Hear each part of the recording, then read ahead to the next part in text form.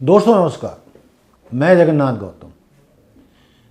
देश रोजाना YouTube channel पर आपका स्वागत है। दोस्तों, आज मुद्दे की बात में जो हम चर्चा करने वाले हैं वो बहुत महत्वपूर्ण है। और वो कैसे कि जो देश के 35 करोड़ दलित हैं वो आज बहुत निराश है। आप पूछेंगे कि देश के 35 करोड़ दलितों के निराश होने का क्या कारण है, अचानक वो निराश क्यों हो गए। दोस्तों, उनके निराश होने का एक बहुत बड़ा कारण है बहन मायावती। बहन मायावती तो उनकी सब कुछ है। उनको तो वो बाबा साहब अम्बेडकर के बाद, मान्यवर काशीराम के बाद तीसरे नंबर पर अपना सब कुछ मानते हैं, दलितों की मसीहा मानते हैं। फिर उनसे उन्हें कैसे निराशा हो सकती है। तो दोस्तों, देश में सैकड़ों हजारों दलित संगठन है और ये दलित संगठन 35 करोड़ दलितों का नुमाइंदगी करने वाले दलित संगठन आज इस बात से बहुत निराश हैं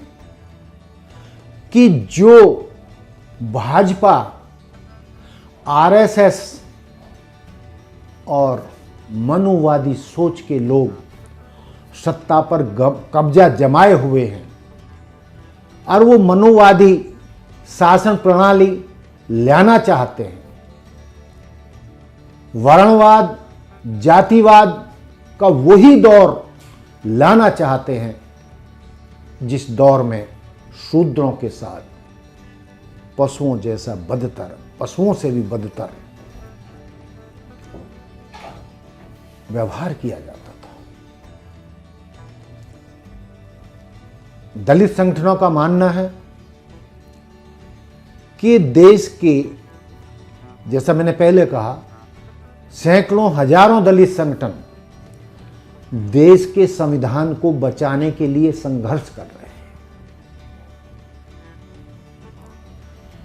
बाबा साहब के बचाए हुए संविधान को बचाने के लिए संघर्ष कर रहे हैं, क्योंकि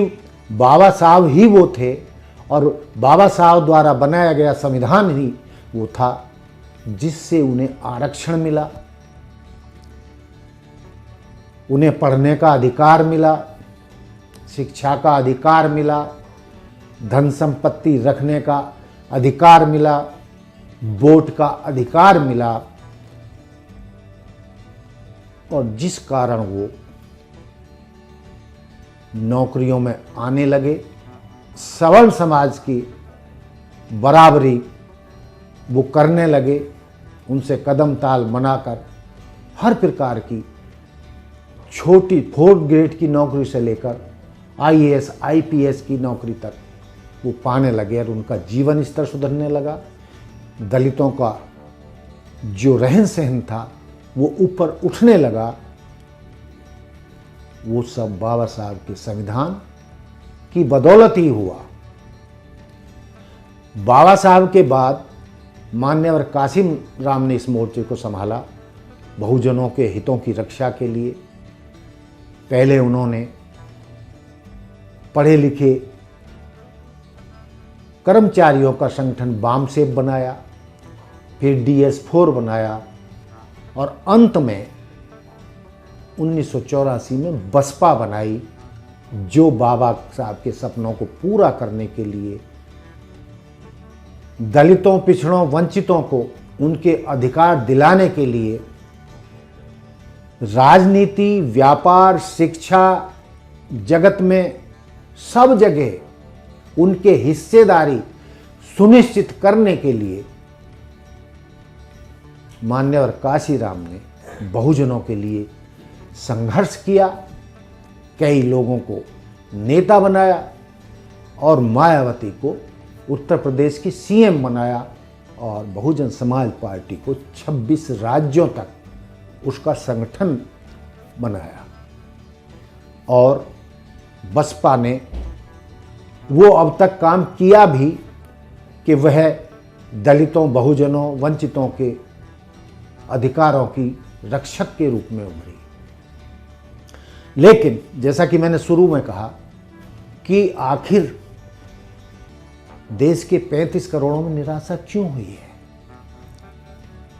वो इसलिए हुई है कि जहां देश के 35 करोड़ दलित संविधान की रक्षा के लिए संघर्ष कर रहे हैं,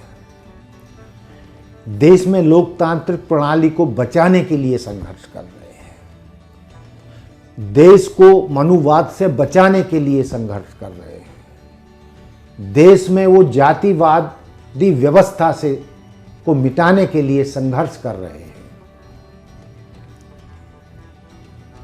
संविधान बचेगा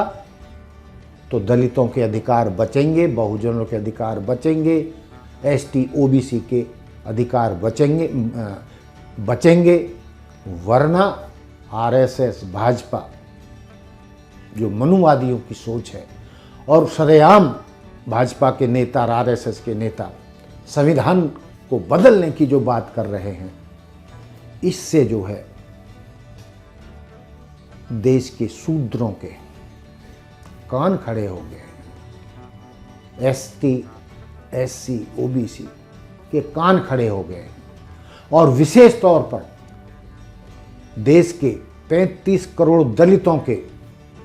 भी कान खड़े हो गए। उनको लग रहा है कि वो बेसहारा हो रहे हैं, वो संविधान उनसे छीनने जा रहा है, बाबा साहब का वो संविधान उनसे छीना जा रहा है और प्रत्यक्ष अप्रत्यक्ष आरक्षण को खत्म किया जा रहा है धीरे धीरे, और उन पर शंकाओं के बादल मंडरा रहे हैं। नौकरियां नहीं मिल रही हैं, आरक्षण, पदोन्नति नहीं मिलती है। इतने बुरे हालात में जब मायावती जी को संविधान की रक्षा करने के लिए, संविधान को बचाने के लिए, बाबा साहब द्वारा दिए गए लोकतंत्र को बचाने के लिए संघर्ष करना चाहिए था, लेकिन देश के 35 करोड़ लोगों का ये दुख है कि मायावती जी संविधान को बचाने की जगह अपने परिवार और परिवार की अपनी संपत्ति को बचाने के लिए, मैं फिर दोहरा देता हूं कि करोड़ों दलितों का ये मायावती पर आरोप है कि मायावती बाबा साहब के संविधान को बचाने की जगह उस भाजपा का साथ दे रही हैं, आरएसएस का साथ दे रही हैं, और जो शक्तियां या इंडिया गठबंधन के वो राजनीतिक दल जो बाबा साहब के संविधान को, लोकतंत्र को बचाने का दावा कर रहे हैं और बात कह रहे हैं, वादा कर रहे हैं कि भाजपा संविधान को खत्म करने पर तुली हुई है, लोकतंत्र को खत्म करने पर तुली हुई है, तानाशाही लाने पर तुली हुई है, और जिससे सबसे ज्यादा 35 करोड़ दलितों को उम्मीद थी मायावती जी से कि वो हमारे लिए संघर्ष करेंगी। दलितों ने मायावती को उठाने के लिए अपना सब कुछ दांव पर लगा दिया, लेकिन वही मायावती प्रत्यक्ष और अप्रत्यक्ष रूप से भाजपा को चुनावी फायदा पहुंचाने के लिए, उनको सत्ता में बनाए रखने के लिए फैसले ले रही हैं। अभी हाल ही में जो 15 जनवरी को उन्होंने इंडिया गठबंधन का साथ न देने का जो फैसला लिया, बेशक उन्होंने ये कहा कि हम भाजपा से भी बराबर की दूरी बनाए रखेंगे, लेकिन हकीकत तो ये है कि गठबंधन में शामिल न होना ही भाजपा का साथ देना है। उस भाजपा का साथ दे रही है मायावती, जो मनुवाद की पोषक है और संविधान विरोधी है।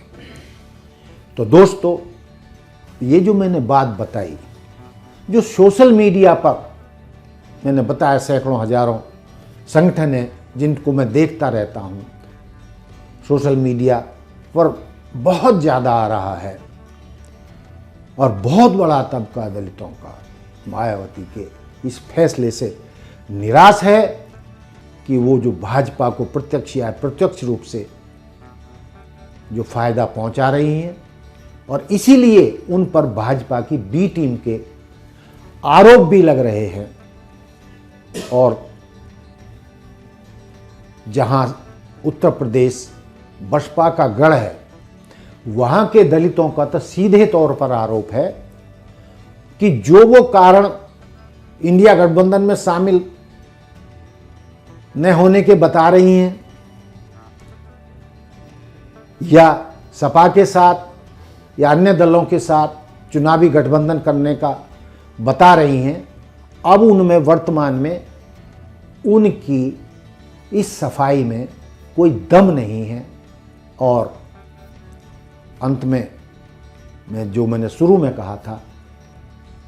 कि मायावती जिनके ऊपर संविधान और लोकतंत्र को बचाने के लिए देश के करोड़ों बहुजनों और दलितों, आदिवासियों के अधिकारों की रक्षा करने का जिम्मा था, उनकी जिम्मेदारी थी, उसकी जगह उन्होंने बाबा साहब के संविधान को बचाने की जगह अपने परिवार और परिवार की संपत्ति बचाने का फैसला लिया है। अब ये देश देखेगा, देश के दलित देखेंगे कि जो उनका ये फैसला है क्या बहुजनों के हक में है। तो दोस्तों, मैंने जो मुद्दे की बात में विचार रखे मायावती जी के 15 जनवरी के फैसले पर, उनसे आप कितने सहमत हैं, उनमें कितनी सच्चाई आपको लगती है,